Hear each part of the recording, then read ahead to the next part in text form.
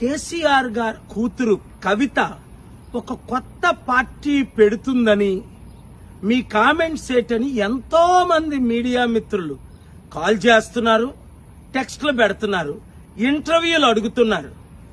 నేనైతే కుటుంబ రాజకీయ విషయాలు మాట్లాడడానికి ఇష్టపడను.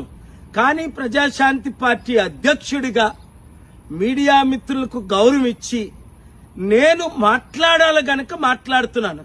దీనికి ఎగ్జాంపుల్ షర్మిలాయే.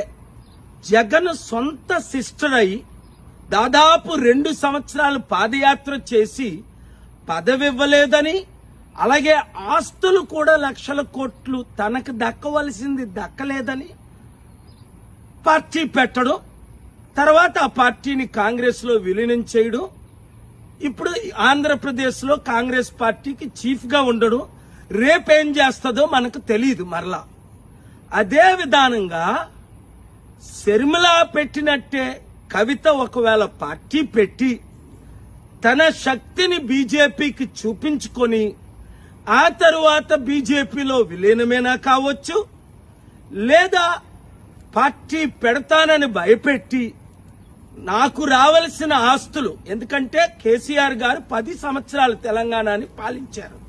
2.5 లక్షల కోట్లు సంవత్సరానికి అయితే 25 లక్షల కోట్లు, ఓ 20% మిగిలిందో ఎంత మిగిలిందో ఎవరికీ తెలీదు. ఒక 5 లక్షల కోట్ల ఆస్తి అంతా కేటీఆర్కే ఇచ్చి నాకు ఇవ్వలేదని ఆస్తి తగాదాలున్నట్టు కూడా నేను వింటున్నాను.